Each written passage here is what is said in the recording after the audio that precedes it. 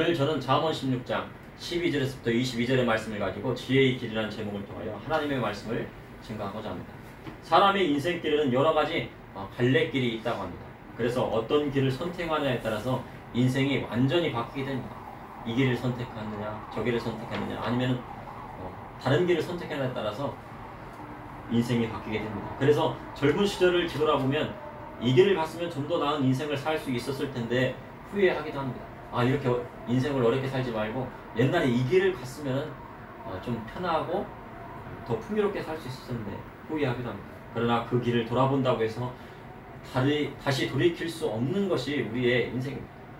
어떤 분은 경제학을 전공해서 기업을 경영하는 CEO가 되고자 하는 꿈을 꾸었지만 그 결과는 전혀 다른 길을 가는 경우도 있습니다.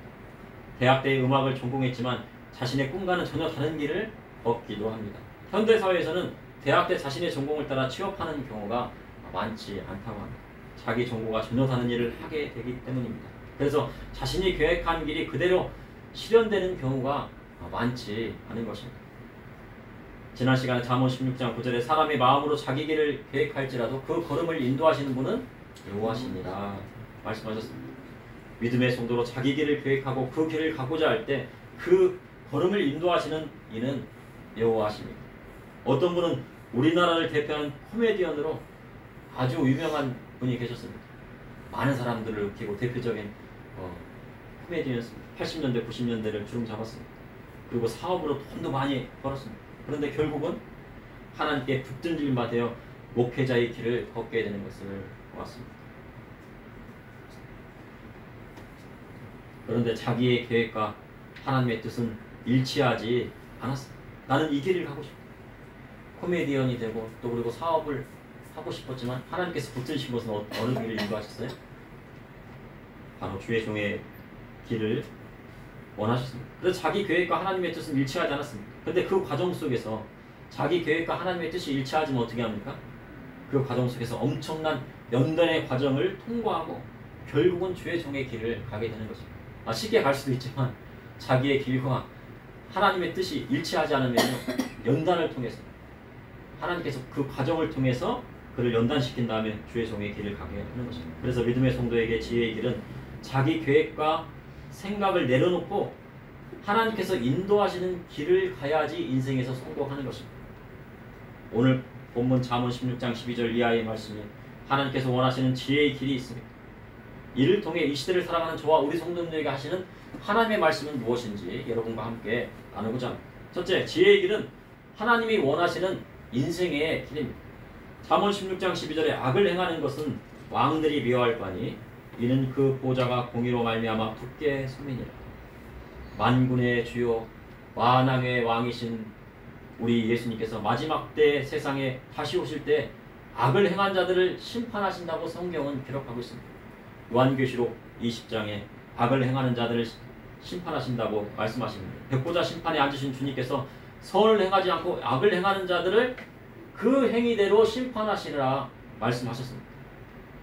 그러면 왜 주님께서 그 행위대로 심판하실까요? 우리 주님께서 공의의 하나님이시기 때문입니다. 이 세상 모든 나라들을 무엇으로 심판하세요? 공의로 심판하십니다. 사람들을 무엇으로 심판하십니까? 공의로 심판하십니다. 그리고 불의를 묘하십니다. 그래서 마지막 백보자 심판에서 그 행위대로 심판하시고 악한 자를 영원한 불못에 던지겠다고 말씀하신 것입니다. 그런데 세상 왕들도 악을 행하는 것을 위함합니다. 세상의 모든 권력은요 하나님께 위임을 받았습니다. 그래서 세상의 권력자들은요 다 하나님께 받은 권력이에요. 그런데 그 권력을 받고도 하나님 뜻대로 행하는 사람이 있는가 하면 자기 마음대로 그 권력을 쓰는 사람도 있습니다. 그래서 한 나라의 왕이 세워지는 것도 하나님의 뜻이 아니고서는 세워지지 않습니다. 그리고 한 나라의 대통령이 당선되고 취임하는 것도 하늘에 정해주시지 않으면 될 수 없는 것입니다. 그러니 한 나라의 지도자가 세워지는 것은 하나님의 뜻이 있다는 거죠. 그러면 푸틴이나 김정은도 하나님께서 권력을 주셨을까요? 그들은요 우리가 보기에도 악한 권력자입니다. 저렇게 악할 수가 있는가. 전쟁을 일으켜서 많은 수많은 선한 사람들을 막 죽이고 전쟁을 일으키고 있는데 하나님께서 악한 자를 심판하실 때 그보다 더 악한 자를 사용하실 때가 있는 것입니다. 세상이 악화해져 가면은 누구를 통해 그 악한 세상을 심판하십니까? 악한 권력자를 통해서 그 악한 자나 악한 세상을 심판하시는 것입니다. 세상에 악이 관영하고 하나님 말씀대로 나가지 아니할 때 이처럼 악한 자들을 들어 사용하시는 것입니다. 그러나 그 악한 권력자의 결국은 뭐예요? 악한 자들이 무엇으로 사용되는 겁니까? 도구로, 수단으로 사용되는 겁니다. 그리고 결국은 멸망하는 것입니다.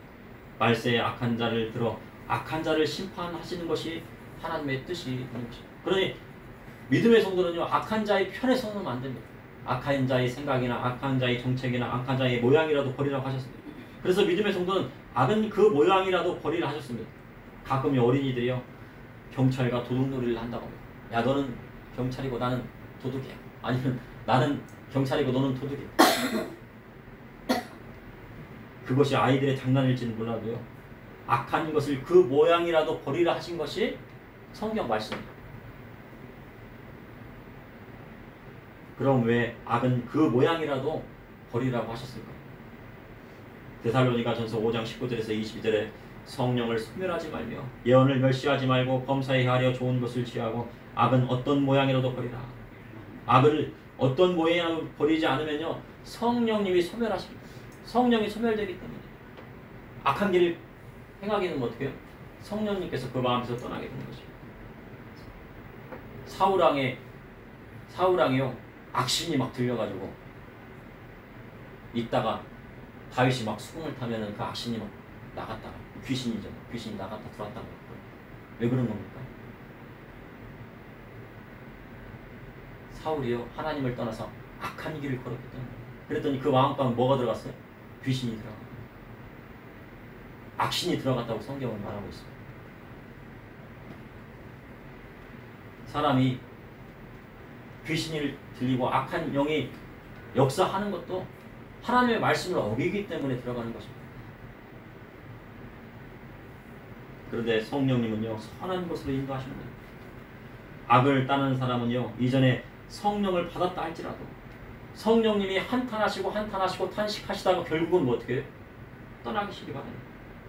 교회에서도요, 당을 짓고 분쟁하는 곳이 있으면요, 그 안에서 성령님이 한탄하십니다. 내가 크다, 네가 크다, 내가 낫다 해서 두 패로 나눠져서 서로 싸우게 되면요, 성령님이 한탄하십니다. 그리고 결국은 성령님께서 그곳을 떠나시게 되는 거죠. 교회에 성령님이 함께 하시지 않으면요, 교회로서의 역할을 할 수가 없습니다. 에베소서 4장 4절에 몸이 하나여 성령도 한 분이시니 이와 같이 너희가 부르심의 한 소망 안에 부르심을 받았느니라. 그래서 믿음의 성도는 평안에 매는 줄로 하나가 되어야 한다고 성경은 기록하고 있습니다. 그러면 악한 것을 행하는 자들이 득세하는 곳에 있으면 어떻게 됩니까?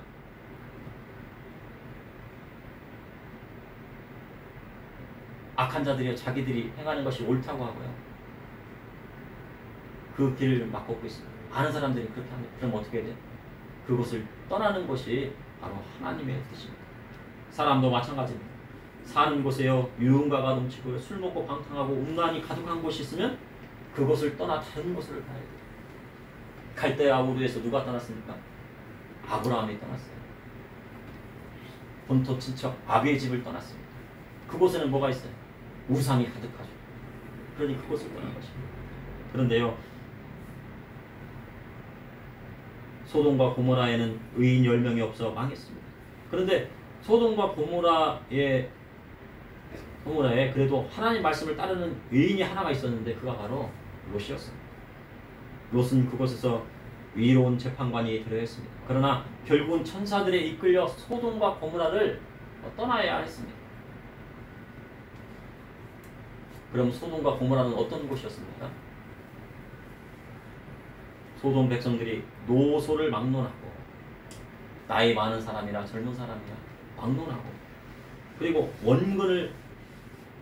원근에서 가고 있어요.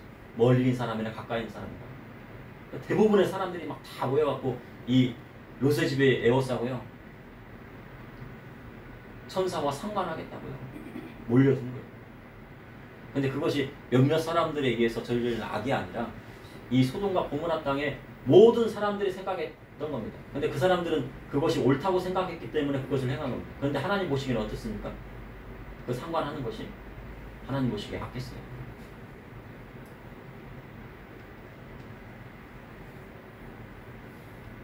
그 악이 소돔에서 일성화되었다는 것입니다. 그래서 하나님께서 소돔을 심판하신 것입니다. 잠언 16장 13절에 의로운 입술은 왕들이 기뻐하는 것이요 정직하게 말하는 자는 그들의 사랑을 입느니라. 세상 왕들도 의로운 입술을 기뻐합니다. 정직하게 말하고 행하는 자를 좋아합니다. 악한 북한의 김정은이라 할지라도요, 정직하게 말하는 사람이 있으면 좋아요. 솔직하게 얘기해요. 김정은 앞에서요, 거짓말 안 하고 솔직하게 얘기하면요, 김정은도 좋아요. 그리고 자기에게 충성스럽게 이해하고요, 정직하게 행하려는 자가 있으면 그 사람을 가까이 두려 합니다. 그러나 많은 사람들한테 막 지탄을 받으면서 부패한 자가 있으면 어떻게 해요? 그로 인해서 원성이 덮으면요, 숙청을 시켜요. 저 사람 끌어내라고 그래가지고 숙청을 딱 시키면요, 거기 있는 사람들이 막 뭐요? 야, 부정부패한 사람을 그냥 한순간에 그냥 숙청을 시키구나 하고 막 일어나는 거예요. 악한 권력자라도요, 위롭고 정직한 자를 좋아하고 그런 사람이 있으면 가까이 두려워합니다. 그리고 세상의 권력자들도 그렇습니다. 왜냐하면요, 그런 사람들이 곁에 있으면 자기의 권력이 탄탄해지기 때문에. 아모스서 5장 24절에 오직 정의를 물같이 공의를 마르지 않는 강같이 흐르게 할지어다. 정의를 물같이 공의를 마르지 않는 강같이 흐르게 하시는 하나님께서 누구를 찾으세요? 악한 자도요, 정직한 자, 솔직한 자를 찾으려고 하는데요, 의로우신 하나님께서는 누구를 더 찾으세요? 정직하고 의롭게 행하는 자를 더 찾으시는 것입니다. 그런데 시대가 지나갈수록 세상에는 정직한 자 찾기가 어려운 때가 되었습니다. 장사하는 것도요, 사람들을 속이고 자기의 이득만을 취하려고 해요. 휴가철이 되면요, 사람들이요 막 그 휴가철에 막 모입니다. 휴가철에 막 모이는데 자기의 이득만을 취하려고요, 막 바가지를 막 씌운다. 물건값이요, 뭐 10,000원짜리 갑자기 막 30,000원, 50,000원, 100,000원씩 받아요. 막 숙박료도 막 올라가요. 먹는 것도 막 올라가요. 그랬더니 어떻게 해요? 국내에 있는 사람들이, 야, 우리나라에 휴가지를 안 가고 해외로 갈 거야. 우리나라보다 좀만 돈만 더 들이면은 해외 가면은 더 즐겁게 여행을 할 수 있잖아. 그러는 겁니다. 예전에는요, 인터넷에 검색해보면 추천하는 맛집이 있었습니다. 그래서 그런 맛집에 가면은 대접도 잘 받고 음식도 좋았다고 합니다. 그런데 이제는 인터넷을 믿지 못할 만큼요, 인심이 좋아지지 않았어요. 그러니 사람들이 어떻게 해요? 그런 맛집들을 외면하기 시작합니다. 하도 거짓말하니까. 세상의 정치도 마찬가지입니다. 법관으로 있을 때는 청렴한 것처럼 있다가 법관으로 있으면 어떻게 있어야지 되는 거예요? 청렴하게 있어요. 법관 월급이 얼마나 되겠습니까? 많지 않아요. 가난한 것처럼, 청렴한 것처럼 딱 사는데요, 법관에서 딱 퇴임하면 어디 들어가요? 대형 높음에서요, 막 서로 막 데리고 올라갑니다. 그 들어가면 거기서요, 수십억대 그런 연봉을 받는 거예요. 그러니 법관으로서 청렴을 지켰던 것은 무엇 때문에 그렇게 청렴을 지킨 거예요? 나중에 전관예우를 잘 받으려고 하는 거예요. 근데 그래서 미국에서는요, 대법관이나 법관들이 퇴임을 하면요, 그것으로 끝이에요. 뭐 국회의원이 된다거나 뭐 변호사가 된다거나 그렇지 않답니다. 근데 우리나라에서는 전관예우가 있어가지고 대법관 하다가 나중에 되면 어떻게 돼요? 그러니까 이번에 선관위에서 어떻게 해요? 대부분 대법관들이 선관위원장을 하는데 그 밑에 있는 사람들이 다 어떻게 해요? 자기 친척 뭐 자식들만 해갖고요, 다 해가 공무원 시켰어요. 이거 얼마나 썩었습니까? 공무원도 이제 대물림 받는 시대가 되었습니다. 그러니 정직한 자를 찾기가 어렵습니다. 그러니요, 제대로 된 재판이 이루어질 리가 없다는 것입니다. 그러니 세상에 정직한 자가 찾기가 어려운 때가 되었습니다. 그런데 하나님의 말씀으로 양육되고 하나님과 사람 앞에 정직한 자가 세워지면요, 그 사람이요 지도자의 역할을 하는 시대가 오게 된다는 거죠. 기업도요 정직한 자를 찾기가 어려운 적이 있어요. 저 대기업에서 억대 연봉을 받고 막 그런 연구원들이 다 어디 갑니까? 중국에 가가지고요 기술을 막 넘긴다는 거예요. 결국은 어떻게 되는 거예요? 자기 돈 벌고 자기 양심을 파는 거죠. 그러니 정직한 자를 찾기가 어려워요. 그런데 정직한 자를 찾는다면 그는 하나님께서 쓰시고 하나님께서 그를 지도자 삼으시는 것이죠. 그러므로 지혜의 길은 하나님이 원하시는 인생의 길입니다. 둘째, 지혜의 길은 하나님 말씀에 있습니다. 잠언 16장 14절에 왕의 진노는 죽음의 사자들과 같아도 지혜로운 사람은 그것을 쉬게 하리라. 왕의 진노는 죽음의 사자들과 같다고 성경은 기록하고 있습니다. 세상 권력자는요 죽음의 사자와도 같습니다. 그래서 권력자의 눈밖에 나면이 형벌을 면하지 못한다고 기록하고 있습니다. 그런데요 지혜로운 자는요 그것을 쉬게 합니다. 그 진노를 쉬게 합니다. 예수님께서 세금을 내야 하는지 말아야 하는지 묻는 자에게 뭐라고 말씀하셨습니까? 가이사의 것은 가이사에게, 하나님 것은 하나님께 드리라 하셨습니다. 그래서 세상 권력자에게는요 세금 낼 것은 내고 하나님 앞에 드릴 것은 드리라 하시는 것입니다. 다시 말해 세상 권력자에게요 세금을 내고 도움은 받지 않아야 지혜로운 것입니다. 어떤 단체에 소속되어 있으면요 회비를 내야 됩니까? 말아야 됩니까? 회비를 내야 돼요. 회비를 내지 않으면 어떻게 해요? 회원으로서의 자격이 박탈됩니다. 그리고 회비를 내야 자기의 권리를 주장할 수 있고 투표권도 주어지게 됩니다. 그 안에서. 그래서 회비를 내야 되는 겁니다. 그러나 회비를 내지 않으면 자신의 권리를 주장할 수 없는 것이 같은 이치를 할 수 있습니다. 잠언 16장 10절에 지혜를 얻는 것이 금을 얻는 것보다 얼마나 나은고 명철을 얻는 것이 은을 얻는 것보다 더욱 나으리라. 솔로몬이 1000번제를 드렸는데 그 밤에 여호와께서 꿈속에 나타나사 내가 내게 무엇을 줄고 너는 구하라. 1000번제를 막 딱 드렸어요. 그래서 어떤 사람들은 막 1000일 동안 이렇게 예배를 막 드려갖고 제단을 쌓는다. 근데 제 생각으로는요 한 번에 다 드렸어요. 하루에 내가 내게 무엇을 줄고 너는 구하라. 이렇게 하나님께서 그랬습니다. 그랬더니 솔로몬이 무엇을 달라고 했습니까? 듣는 마음을 달라고 했습니다. 백성들이 송사를 듣고 분별할 수 있는 지혜를 구한 것입니다.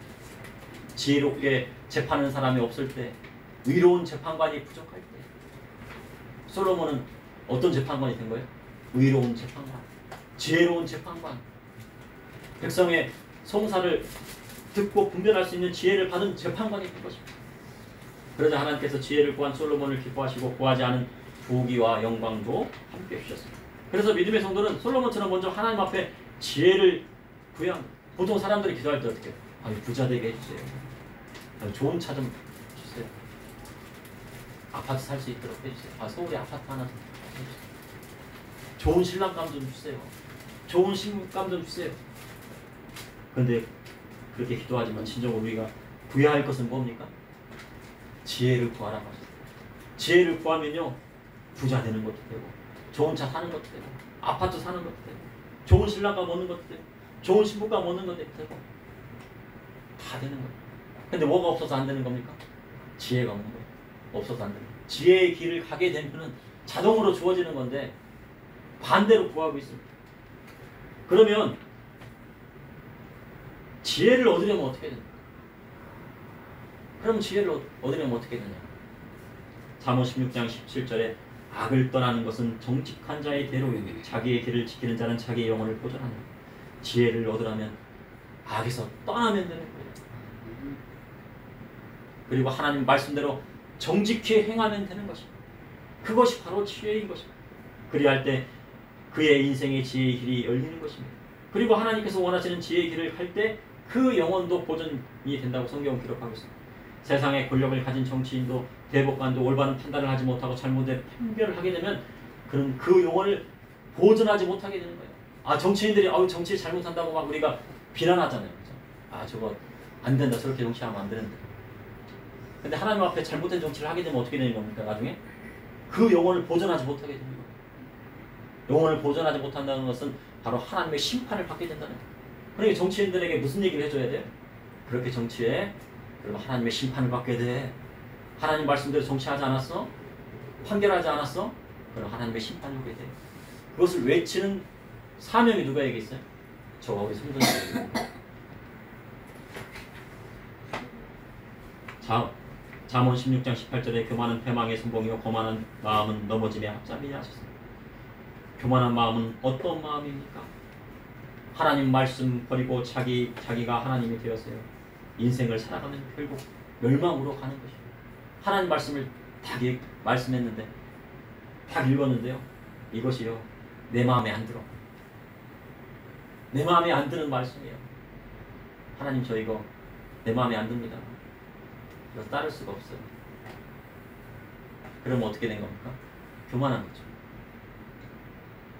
내 마음에 들든 안 들든 간에 그것을 따르는 사람이 겸손한 자예요.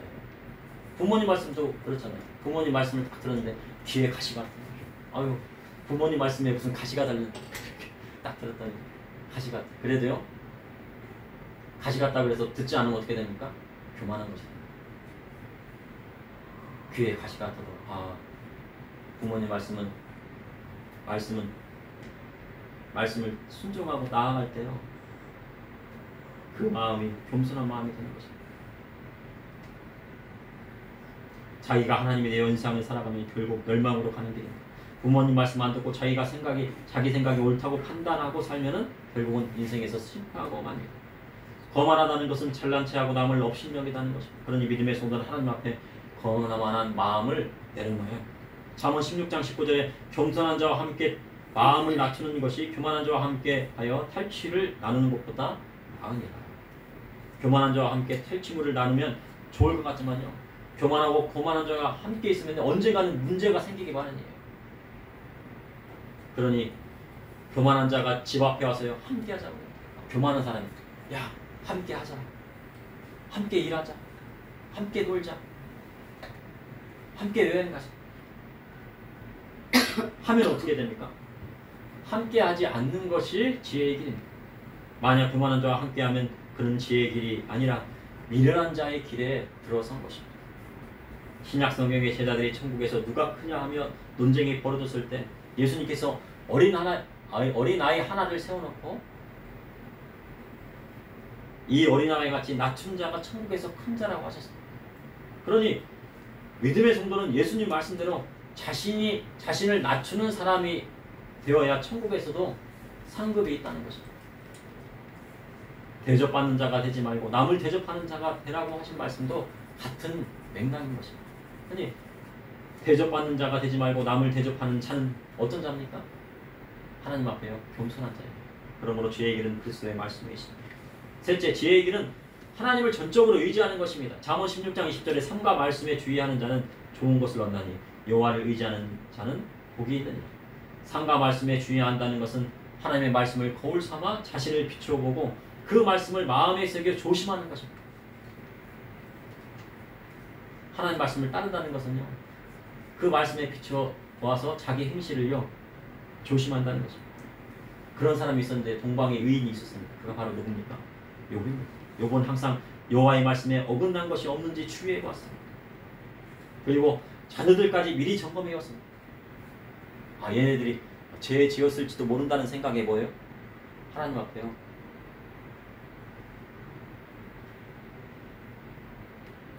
제사를 드렸습니다. 미리 제사를 드렸습니다. 정결을 하기 위해서. 이렇게 하나님 말씀대로 살길 원하면 좋은 것을 얻게 되는 것입니다. 하나님 말씀대로 살아가면요. 아, 이 말씀은 내 마음에 맞지 않아, 내 생각에 맞지 않아 해도 그 말씀대로 살아가면 결국 어떻게 되는 거예요? 좋은 것을 얻게 된다고 성경은 기록하고 있습니다. 십계명의 말씀이 있습니다. 여호와 하나님께서 주신 십계명의 말씀을 그대로 지키면요. 이 땅에서 잘 되게 되었습니다. 사람들이 왜 이 땅에서 잘 되지 않는가 고민합니다.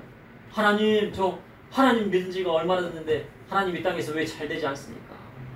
형통의 길을 주시지 않습니까? 고민합니다. 하나님 믿으면 축복받는다고 하는데 복이 오지 않는가? 그러면 하나님께서 말씀하신 십계명을 지켰는가를 보아야 합니다. 그리고 영원한 하나님 나라 천국은 어떻게 갑니까? 예수 그리스도를 믿음으로 하나님 나라의 유업을 받게 되는 것입니다. 그러니 믿음의 성도는요, 세상 의지해서는 안 됩니다. 하나님 의지한 자식도요, 나이가 점점 들어가면요, 부모 뜻대로 되지 않는 것이 자식이라고 합니다. 그럴 때는 어떻게 돼요? 내가 자식을 이겨봐야지. 이 녀석 끝내가지고 해야 됩니다. 그거보다는요, 하나님께 아뢰, 하나님 이렇게 하는데 어떻게 할까요? 자녀를 어떻게 양육해야 될까? 하나님께서 해주세요. 만져주세요. 공부를 시키는 것도 돈이 있어야 하는데 돈이 없으면 어떻게 합니까? 하나님 어떻게 해야 하나요? 하나님 역사해 주세요. 아뢰는 것입니다. 온 우주 만물을 지으시고 천지를 창조하신 하나님께서 우리 아버지가 되십니다. 그러니 아버지하고요 맡기는 것입니다. 남편도 마찬가지예요. 남편이 내 뜻대로 안 돼요. 남편이 막 나를 사랑해 주지 않아요. 무시하고 막 사랑해 주지 않아요. 그거 어떻게 해야 돼요? 믿지 않는 남편이 막 나를 무시하고 사랑해 주지도 않고 그럼 어떻게 돼요? 하나님께 아뢰. 아내도 마찬가지예요. 형제도 마찬가지입니다. 형제도 내 뜻대로 안 돼요. 형제 자매도 한 배에서 나와서 한 어머니 밑에서 태어났지만 형제도 내 뜻대로 안 되더라고요. 그럼 어떻게 해야 돼요? 하나님께 아뢰요. 아버지 이럴 때는 어떻게 해야 됩니까? 하나님 도와주세요. 모든 것을 하나님께 맡기면 주께서 좋은 것을 주실 뿐만 아니라 그에게 뭘 또 주신다고요? 성경에 복을 주시겠다고 말씀하십니다. 우리 믿음의 성도님은요, 하나님께서 주시는 복을 받아야 돼요. 세상에서 말하는 복을 받으면 어떻게 됩니까? 세상에서 주는 복을 받으면요, 그 순간뿐이에요.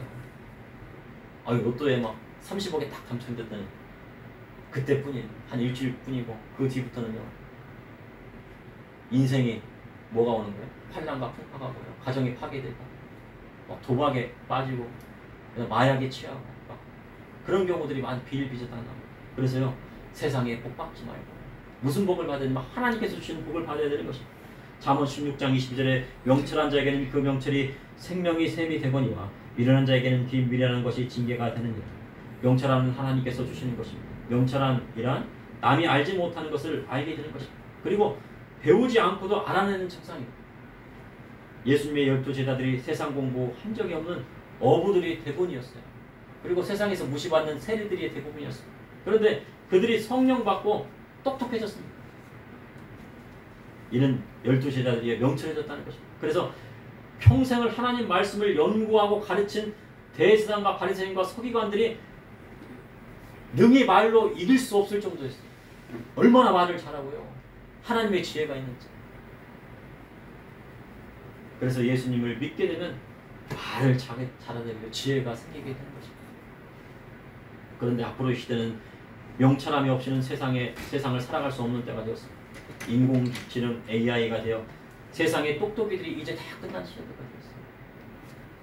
컴퓨터 AI보다요 더 똑똑한 사람이 없고요.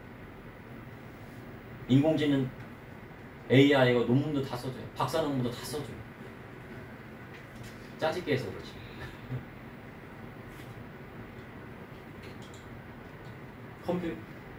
컴퓨터가요 사람을 능가합니다.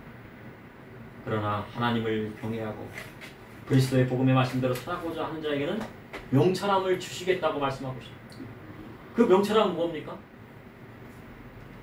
앞으로 시대 인공지능 AI일지라도요 그것을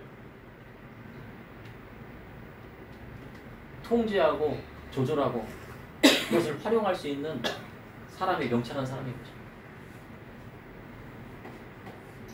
남들이 알아내지 못하는 것을 알아내는 증상이 오게 되어 있어요.